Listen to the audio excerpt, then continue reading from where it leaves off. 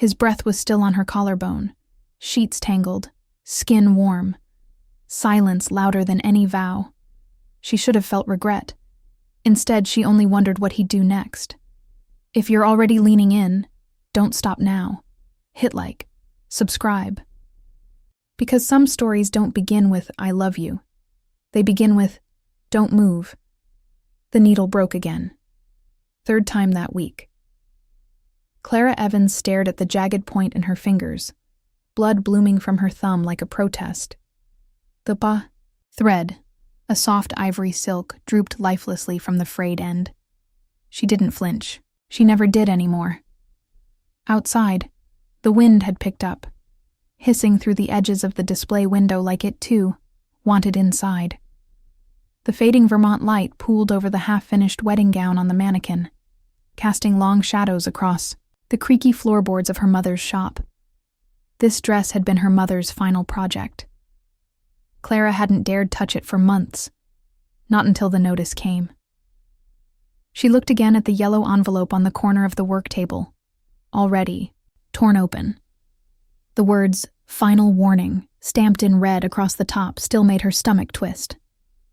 The shop, the upstairs apartment, everything her mother had built, gone in 9 days. And still, the gown wasn't finished. In the back room, her little brother coughed, dry, hard, and fast. Clara's hand twitched. The inhaler was nearly empty. There would be no refill until she found $96.23. She wiped her thumb on her apron, threaded a new needle, and kept sewing. Her stitches were straight. Her breath wasn't. The bell above the front door jingled, sharp and unexpected. No one ever came this late. Clara looked up without standing. He stepped inside like he owned the place. Tall, dressed in charcoal wool and leather gloves. The man closed the door behind him without a word. His eyes, dark, distant but unflinching, scanned the shop like it was a painting he'd seen before but didn't remember liking. Clara blinked. "We're closed." He didn't answer, just walked forward, straight to the gown. For a moment, he stared at it, not like a customer, like a man at a grave. He lifted one gloved hand, brushed the unfinished hem with the back of his knuckles. Then he turned to her. "Did your mother make this?" Clara straightened. "Yes." "Eleanor Evans," he said softly, more to himself. "She made a dress for my grandmother, years ago." Clara nodded. "The one with the blue tulip lining." He smiled, but it didn't reach his eyes. "She never wore it." Silence settled, between them like snow. Clara didn't ask why. People rarely did when it came to unworn dresses and old women. He looked around the shop again. "You're losing this place." She exhaled, slow. "Yes." His gaze landed back on the gown. "Do you want to keep it?" Her throat burned. "It's not about want." He reached into his coat pocket and pulled out a thin leather folder. He placed it on the table between them, careful not to touch the needle she'd dropped. "This is a contract," he said. "You sign it. I'll pay off the shop's debt, take care of your brother's medical bills, and ensure you never worry about money again. In exchange..." He paused. Clara's chest went tight. "In exchange for what?" "You'll marry me. For 6 months." The air left her lungs like a punch. "What kind of arrangement is this?" He didn't flinch. "One that solves both our problems." Clara stepped back. "Why me?" He watched her carefully. "Because you didn't ask. You didn't beg. You just kept sewing." Her mouth opened, closed. "This is insane." "Maybe," he said, voice calm. "But it's real." Clara turned to the gown, touched the bodice lightly, fingertips grazing the delicate lace her mother had stitched by hand. She thought of the little cough from the back room, the unpaid electricity bill, the eviction notice, the empty fridge. The promise she made, standing at her mother's casket. I'll keep the light on. I'll keep us alive. And this man, this stranger with ice in his voice and shadows in his eyes, was offering her oxygen. Do you expect me to sleep with you? She asked quietly. He hesitated. His jaw flexed. No, he said. Not unless you choose to. She looked at him then. Really looked. Cold. Beautiful. Haunted. Something inside her twisted. He pushed the contract forward. The wedding is Friday. You can wear that dress. Clara didn't pick up the pen. She picked up the broken needle, set it gently beside the silk, and signed her name. Not for the man, not for the money, for the boy coughing in the back room. For her mother's legacy. For the walls that still smelled like pressed linen and lavender and dreams. James Hawthorne folded the contract neatly, slid it back into the folder, and nodded once. Then, before walking out, he turned and said, "You should finish the gown. You won't want to be late." The courthouse smelled like lemon cleaner and wet wool. Clara sat still on the bench outside room 3B, the satin of her dress whispering against her knees every time she shifted. It wasn't a bridal gown, not the one she'd stayed up all night, finishing, but a simple cream shift dress, borrowed shoes, and the pearl earrings her mother once wore to church. It wasn't a wedding. It was a transaction. James Hawthorne stood 10 feet away, speaking in low tones to his lawyer. His suit was charcoal again, tailored within an inch of his life. His tie was black, not navy, not gray, black, as if he were attending a funeral instead of a marriage. He hadn't looked at her once since they arrived. The clerk called them in. Clara's stomach flipped. Inside, the room was bright in that artificial, humming light way that made everyone look slightly unreal. A judge sat behind a podium, bored already, flipping through a slim folder. 2 witnesses stood in the corner, strangers James had hired to nod and disappear. There were no flowers, no music, no audience. The judge didn't ask, "Do you take this man?" She didn't say, "With this ring." She simply said, "Sign here." Clara signed. James did too. There was no kiss, just the soft scrape of his chair as he stood and said, without looking at her, "We'll take separate cars." So that's it, Clara thought. I'm a wife now. The ride to his estate was silent. Her stomach coiled into itself. When her car pulled, through the wrought iron gates and curved along the long gravel path, she saw the house, no, mansion, for the first time. Stone, slate, glass, power-made architecture.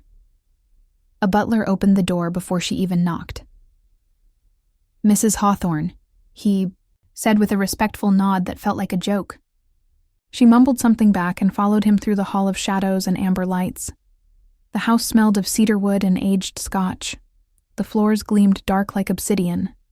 Fireplaces flickered in rooms she didn't dare glance into.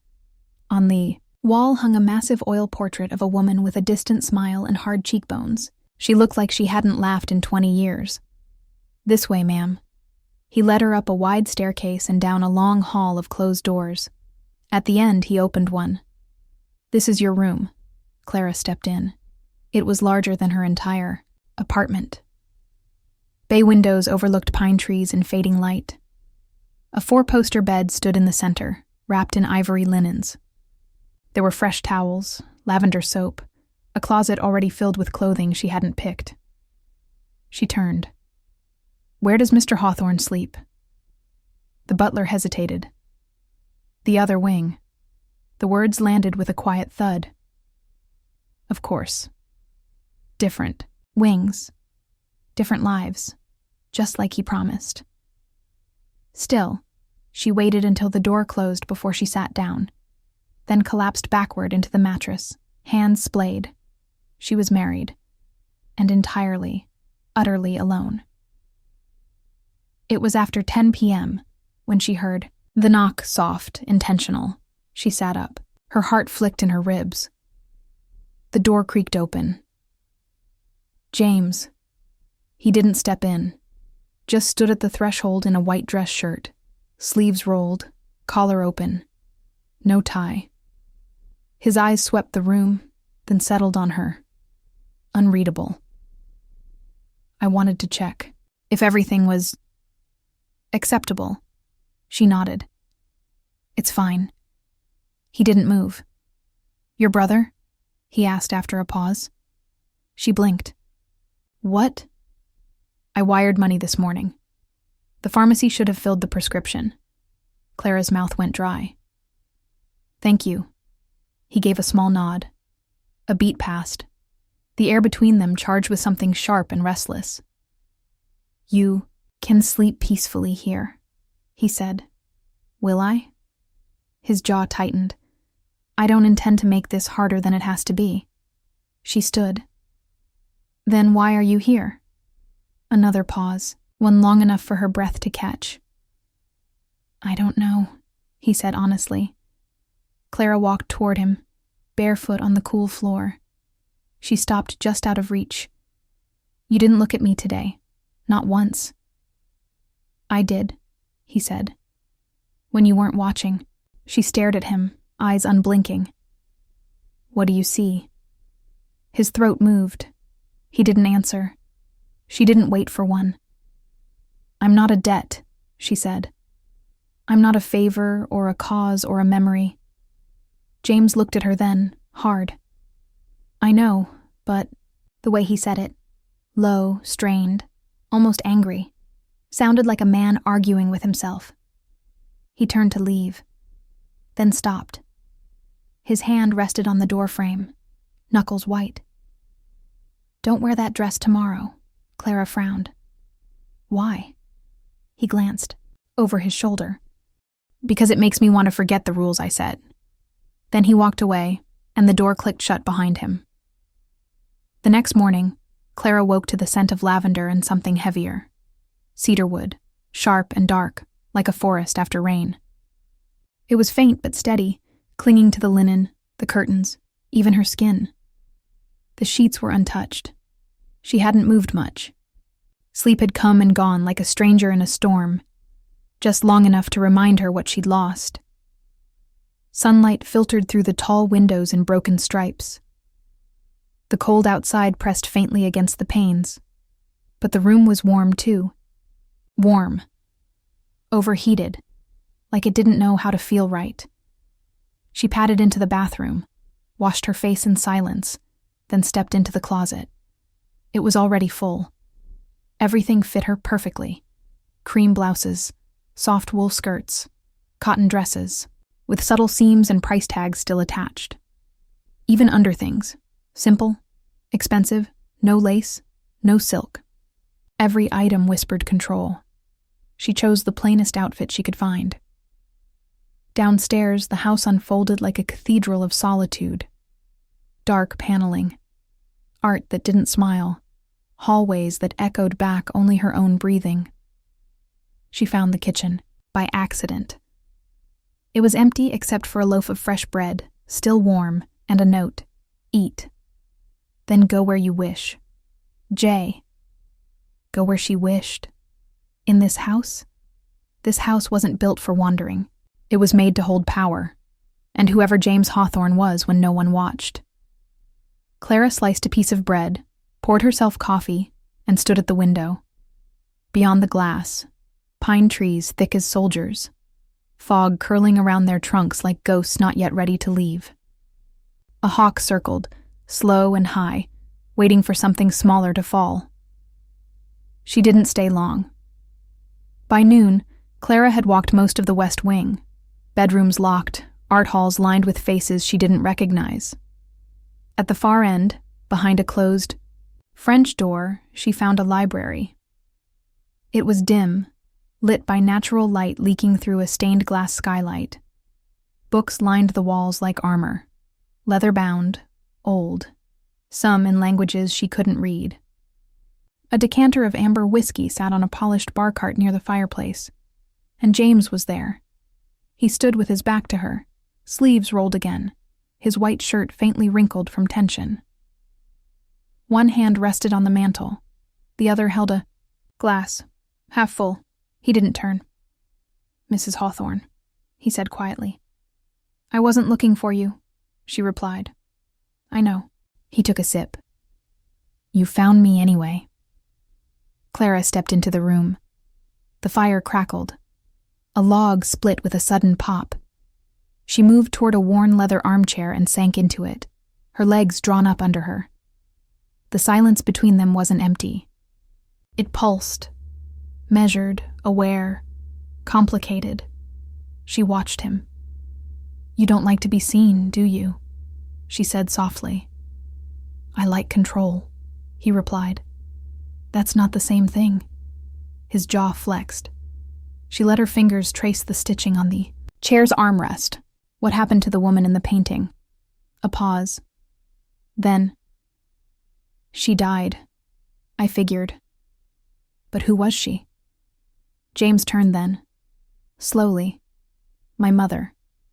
Clara nodded once. She looked lonely. She was. Their eyes locked, and for a heartbeat, James looked so human it nearly undid her.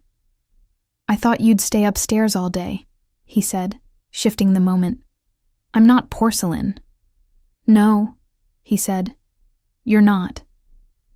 He crossed to the bar cart, poured a second glass, held it out. "To her?" Clara hesitated, then took it. The whiskey was warm, biting, smoother than expected. It burned a little going down, but the heat was oddly comforting. She set the glass down. "You didn't marry me to save a shop." James didn't answer. "You didn't even care about the dress," she added. His voice was quieter now. "I cared that you didn't beg." She looked at him sharply. "I've seen desperation," he said. "You had something else. Defiance. Dignity. You were drowning, but you didn't flail. You just kept sewing." Clara blinked. The words landed harder than she'd expected. "I wasn't trying to impress you." "You didn't." His gaze softened slightly. "That's why you stayed in my head." Something shifted in the room. Not loud, not fast, but real. She picked up the glass again. "So what now?" He walked to the window, pulled the curtain back slightly. "You live here. You breathe. You eat. I pay for everything. In 6 months, if you still hate me, I'll sign the annulment." "And if I don't?" James turned back. "I won't ask you to love me. I just need you to exist beside me. Quietly. Honestly." Clara stood slowly. The room suddenly felt too small. "You didn't want a wife," she said. "No," he said. "I wanted someone real." She stared at him for a long moment. Then, without another word, walked out of the room. The whiskey still burned in her chest. That night in her bedroom, she couldn't sleep again. The silence was thick as velvet. But it wasn't fear keeping her awake. It was him. Somewhere in that enormous house, he was awake too. She could feel it, like the faint thrum of electricity in a room just before lightning strikes. And when she rose, barefoot, crossed the hall to the French doors, and looked down from the balcony, she saw him in the library, still standing by, the fire, staring into it like it might blink first. She didn't call his name, but she didn't look away. The hallway was darker than usual. Midnight stretched outside the windows like velvet, and the lights in Clara's bedroom had long been turned off. She lay still under the heavy blankets, staring at the ceiling, pulse too quick for sleep. She heard it before she saw him. The slow, deliberate creak of her door handle turning. A soft click. A hush that fell over the room like a warning. Then, James stepped inside. No jacket. White dress shirt unbuttoned at the collar, sleeves rolled halfway, barefoot. His eyes locked on hers. He didn't ask. He closed the door behind him, walked to the side of her bed, and stood there, breathing steady, but harder than usual. She could feel the heat of him through the air between them. Clara sat up slowly, her breath caught halfway between protest and expectation. "You said 6 months," she whispered. His voice was low, gravel and restraint. "I know what I said." Her heart thudded once, loud and deep. James leaned down, one hand bracing the headboard, the other hovering near her shoulder, close enough for her to feel the weight of it, the intention. "I told myself I'd wait until it made sense," he murmured. "Until the vows meant something. But tonight," his voice broke slightly. "My hands came first." He touched her, palm on shoulder. Warm, firm, not asking, not demanding. Clara inhaled sharply. Her instinct screamed to back away, but she didn't. She didn't move at all. His fingers slid down her arm slowly, brushing over the thin cotton of her nightgown. Her skin burned underneath. She exhaled shakily, torn between fear and something far more dangerous. Want. James sat beside her now, hands on her waist. She looked into his face and saw everything: hunger, pain, restraint. He wasn't cold. He wasn't calculating. He was lost. So was she. When he leaned in, lips brushing her neck, not roughly but like a man starved, her head tilted without command. He kissed just below her ear, his breath searing against her pulse. "Tell me no," he murmured. Clara couldn't. Her fingers clutched the front of his shirt, knuckles white. He took it as permission. Suddenly, she was under him, pinned gently to the bed, his mouth claiming hers. No ceremony, no careful choreography. Just heat. His kiss was firm, possessive, and relentless. Her body tensed, then opened. He tasted like whiskey and something unspoken. His hands roamed, over her hips, down her thighs, then back up, fingers hooking into the hem of her nightgown. She gasped when the fabric lifted past her waist, and he paused, eyes on hers. She didn't speak. He kept going. The cotton peeled away like a second skin. The cool air hit her first, then the weight of his stare. He looked at her like a man seeing fire for the first time. "You're beautiful," he said, as if it surprised him. Clara swallowed hard. Then he kissed her again, deeper, more desperate. One hand slid under her lower back, pulling her to him. She felt every inch of him, hard, focused, shaking slightly from restraint. He pushed his shirt off, dropped it carelessly on the floor. His chest was lean, sculpted, the kind of body built from tension, not vanity. She reached up and touched him, slowly, palm over his heartbeat. It was racing. He caught her hand, kissed her fingertips. Then he entered her. There was no warning, just pressure, then stretch, then pain. Clara gasped. Her nails bit into his shoulders. He froze instantly, eyes wide, breath cut. "You've never—" he started, stunned. "No," she whispered, voice trembling. "I haven't." James looked down at her like he'd made a terrible mistake. He started to pull back, but she stopped him. Her hands cupped his face, fingers trembling. "Don't stop." He held still for a long second, his forehead pressed against hers. Then, slowly, he moved again, this time gentler, steadier. Every thrust was deep, slow, careful. And still she burned. Still she cried out, softly at first, then louder, until her legs wrapped around him like instinct, her body catching, up to something primal and long denied. She had never known she could feel like this. Not just stretched and filled, but seen. James murmured her name against her mouth, again and again, like it meant something holy. She let go. Her body arched into his, breath ragged, hands clawing at his back. The heat crested, broke. She cried out. He followed seconds later, his entire frame trembling as he buried himself in her one last time, jaw clenched, breath gone. He collapsed beside her, chest rising in, shudders, hand still gripping her waist as if she might vanish. Silence fell. Real silence. Not the heavy kind from earlier. This was the kind that came after a storm. Clara turned to him, resting her cheek on his chest. Neither of them spoke. Until, "You should have told me," he said softly. "I didn't want you to stop." His arms tightened around her.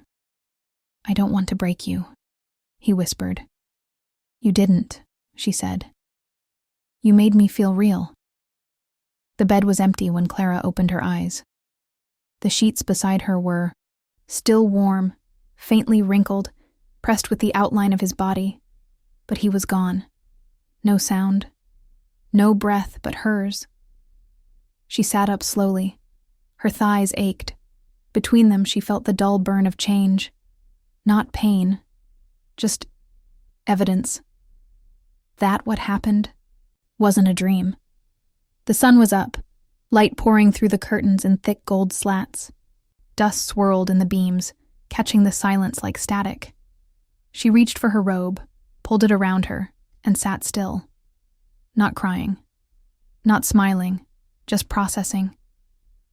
His scent was still on her skin, cedar, heat, and something darker, something male. The ache in her chest wasn't fear, it was confusion. She wasn't supposed to feel this way. Last night had been a line crossed. She'd expected guilt, regret, shame. Instead, she felt wanted, and that terrified her. She found the kitchen by scent alone, coffee, fresh toast, and something savory in a skillet. The butler was gone. In his place, James stood barefoot by the stove, wearing a gray t-shirt and navy sweatpants. He looked like someone else. Younger. Real. Clara froze in the doorway. James turned slowly. Their eyes met, but he didn't smile. "Good morning," he said, tone unreadable. Clara stepped in, fingers curling into the sleeves of her robe. "You cook?" He flipped an egg. "Sometimes." For wives. That stopped him. His back straightened. He turned off the burner, set the spatula down, then looked at her. Fully, finally. "No," he said. "Not for wives." The air stretched thin between them. Clara sat at the edge of the island stool. The plate in front of her had toast, scrambled eggs, and sliced apple. James poured her coffee without asking how she took it. She didn't correct him. They ate in silence for 4 minutes and 23 seconds. Then Clara set her fork down. "I need to say something." James kept eating. She tried again. "Last night, I didn't expect it. I didn't plan it, but I didn't hate it."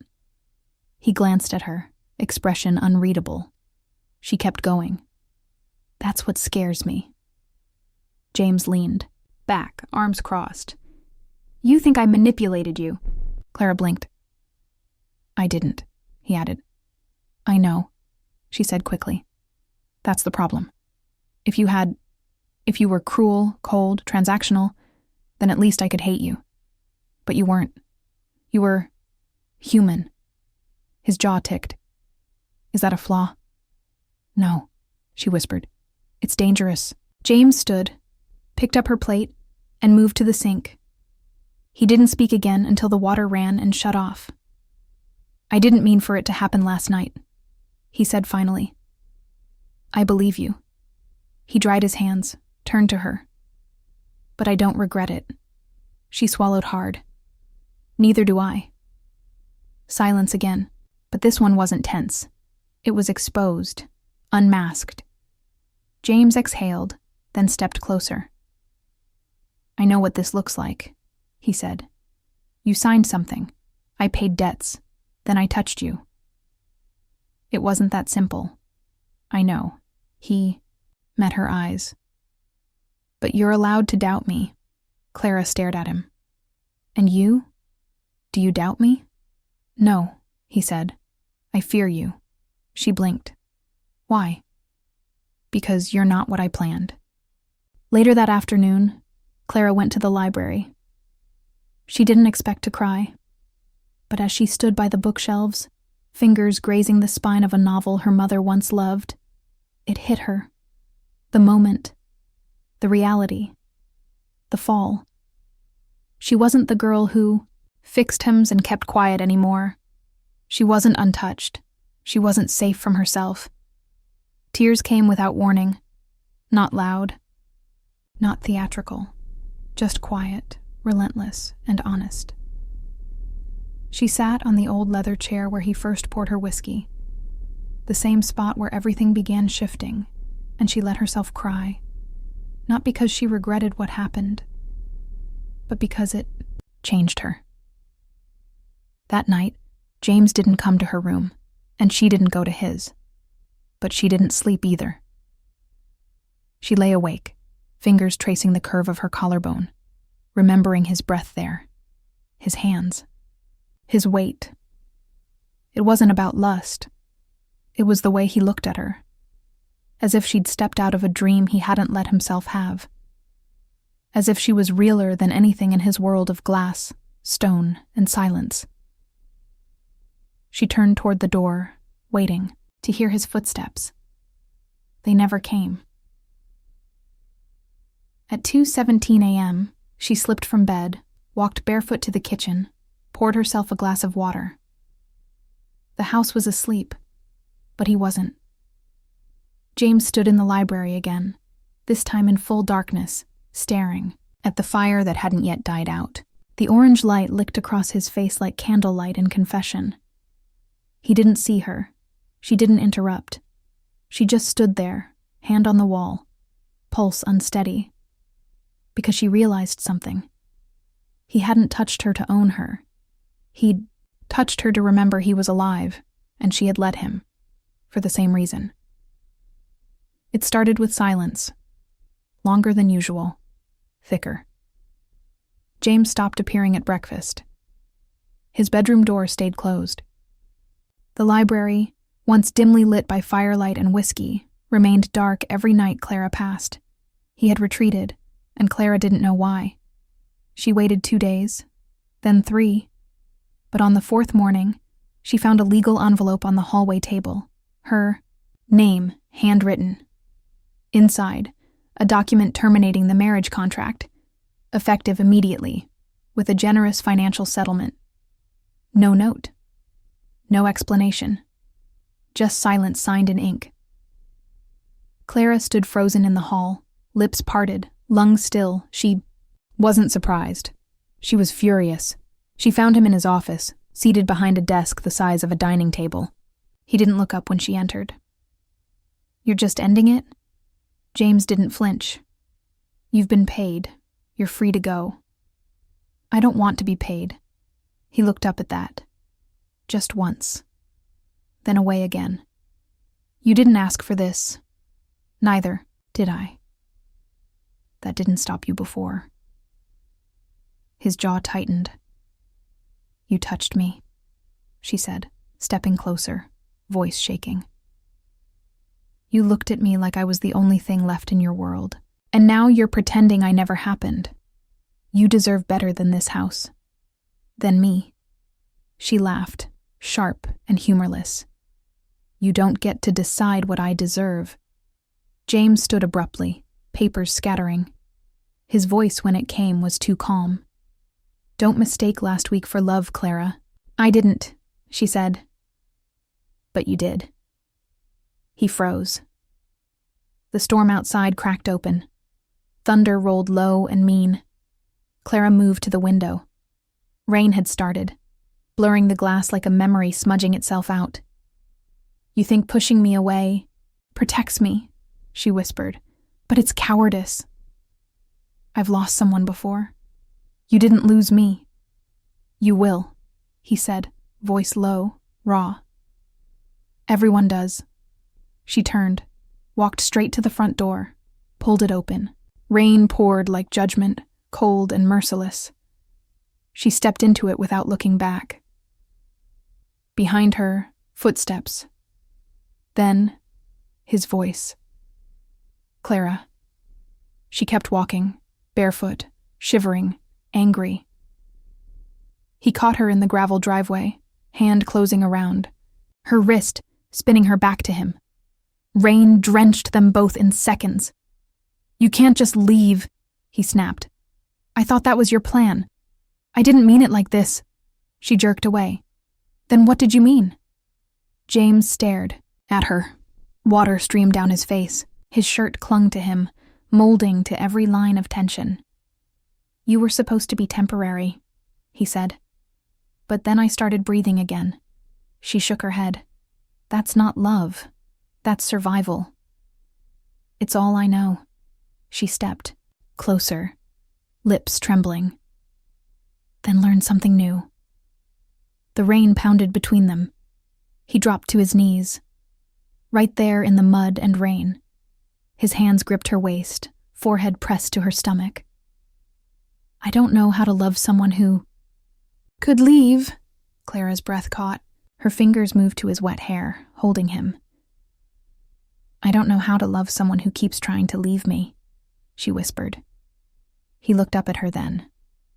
The thunder stopped. For a moment, there was just them, drenched, ruined, real. He stood, slowly, then pulled her to him like he was drowning and she was the shore. Their lips met. Not hungry this time. Not lust. Need. Connection. Confession. She melted into him, arms around his neck, fingers tangling in the back of his wet shirt. The kiss deepened, stole her breath, gave it back, then stole it again. They stood there in the storm until the rain couldn't touch them anymore. Later, wrapped in towels and silence, they sat in front of the fireplace. His fingers brushed hers. Tentative. Testing. She let him. I'm afraid of what you make me feel, he said. I'm afraid I want it too much, she replied. He looked at her. You're not something I bought, Clara. She smiled faintly. No, I'm something you almost lost. His eyes closed for a second, then reopened. Don't let me. I won't, she whispered. But you have to stay too. He nodded, and in that quiet, something shifted again. Not because they kissed in the rain, not because one of them broke, but because both did. Together. The next morning, sunlight poured into the house like forgiveness. Clara woke wrapped in warmth, blankets tangled. At her feet, a soft cotton shirt against her skin, and James's arm heavy around her waist. His breath was slow and steady at the back of her neck. No lies between them. No ink. No contract. Just the hum of two hearts finally resting in the same rhythm. She didn't move. Didn't want to break the spell. Not yet. When she finally stirred, James opened his eyes. Still half asleep, still unguarded. Good morning, she whispered. He blinked slowly. You stayed. You didn't give me a reason to run. He kissed her shoulder. No urgency, just presence. I keep expecting you to vanish, he admitted. Clara rolled to face him, and I keep expecting you to shut down again. I'm trying not to, he said. Trying to stay open, even when it feels like bleeding. She touched his face. Then bleed with me.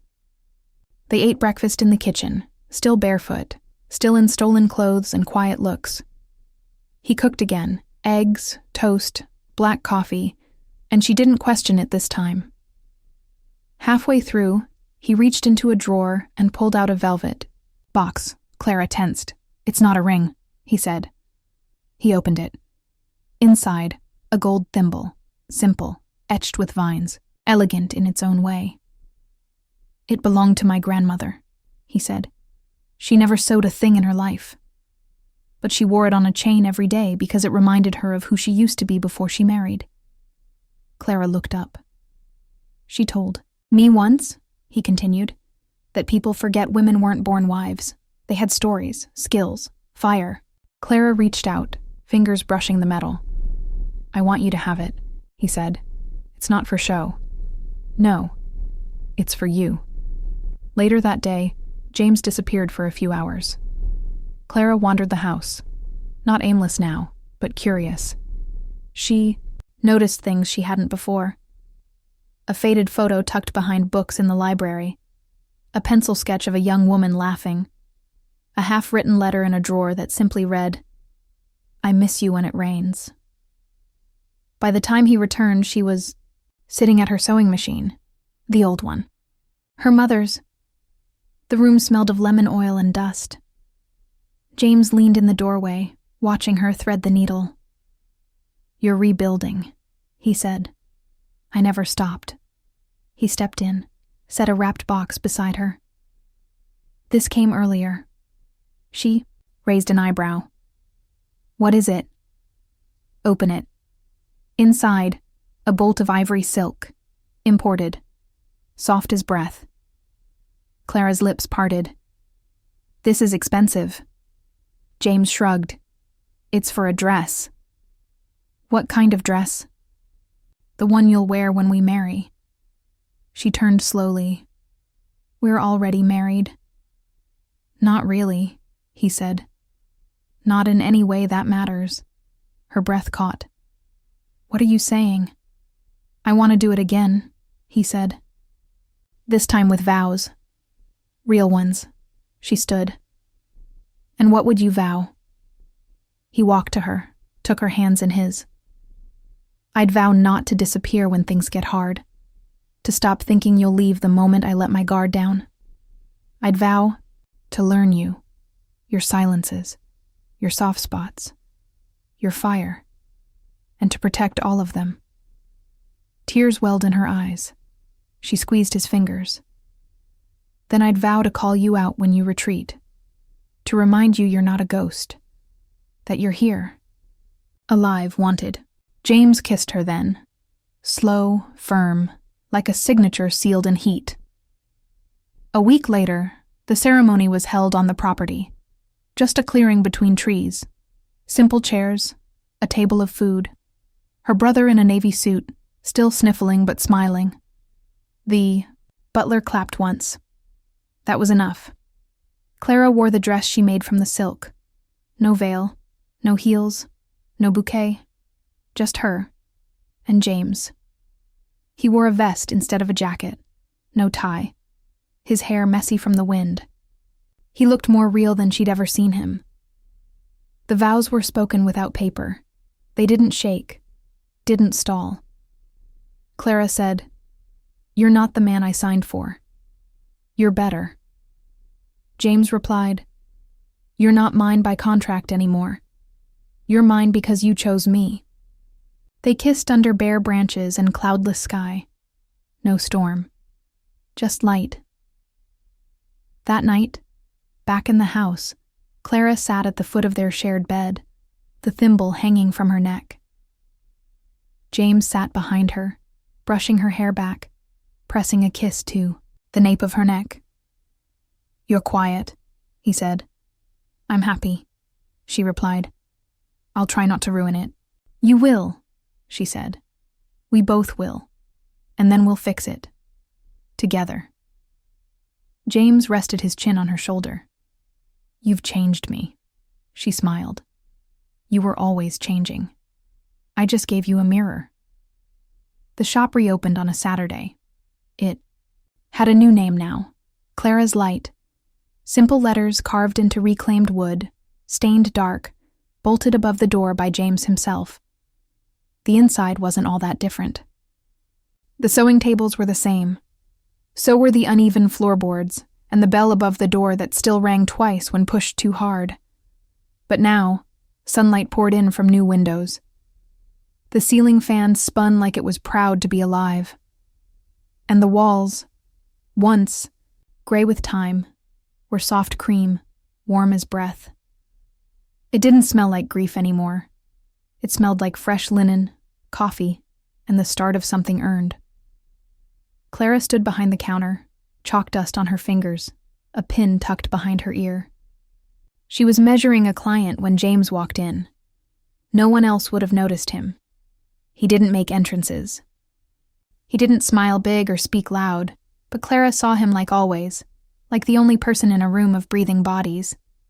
He waited until she finished, then leaned against the doorframe. "You're early," she said. "You're beautiful," he replied. She blushed even now.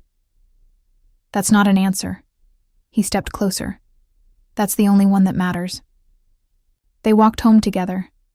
Not in silence, never again, but in the kind of quiet shared by people who no longer fear what might not be said. Her hand was tucked in his coat pocket. His fingers played with the ring she still didn't wear, because she didn't need to. At the doorstep, she paused, looked up at him. "You ever wonder how it would have gone if we met different?" James thought for a moment. No contract, no debt, no grief. Just two people walking into the same bookstore on the same rainy day? Something like that. He smiled. "I wouldn't have known what to do with you." "You didn't back then either." "True," he admitted. "But this time, I'd have bought you coffee." "And said what?" He looked at her, eyes steady. "I'd have said, 'Don't run. I think you're about to matter to me.'" Later, tangled in sheets that no longer held shame, Clara lay with her back to his chest. His arm curled under her ribs, her foot hooked over his calf. He wasn't a shadow anymore. He was weight, warmth, safety, and she wasn't a transaction, a signature, a body. She was home. James kissed the back of her shoulder. "Do you still feel like I bought you?" "No," she said. "I feel like I made you earn me." He chuckled softly. "I did." Every second. They lay there for a while, the fire cracking low. Clara turned, her hand pressed to his chest, fingers lightly grazing his collarbone. "What scared you most?" He didn't pretend not to understand. "Letting someone see me. After so long. Pretending I was already gone." She nodded. "I saw you the first day." "No," he said. "You saw through me." She rested her head just below his chin. His hand cradled her skull like she was something holy. "I used to think the world wanted too much from me," she said quietly. "But really, I was the one who wouldn't let it give." James pulled her closer. "We're not those people anymore." "No," she said. "We're better." At dawn, she woke first. Not because she had to. Just because the stillness felt good. She got out of bed, barefoot on the wood floor, wrapped herself in one of his shirts, walked down the hall toward the window seat overlooking the trees. Outside, the pines were dusted with frost. A hawk cut across the sky. Behind her, the floor creaked. She turned. "James." He looked half asleep, hair messy, eyes soft. "You're up early," he murmured. "So are you." He walked to her, tucked a strand of hair behind her ear. "I had a dream." "Good or bad?" He hesitated. "Real. You weren't wearing white. We didn't say vows. But you looked at me like I was yours." "I do." He kissed her temple. "Forever?" She nodded. "Forever." They stood in the quiet, the house breathing with them. He slid his arm around her waist, hand resting just beneath her ribs. "I never said it," he murmured. "Said what?" James looked at her. No armor. No doubt. I love you. Clara smiled. Not surprised. Not shaken. Just certain. I know. If this story moved you, even just a little, leave a like to let it be known.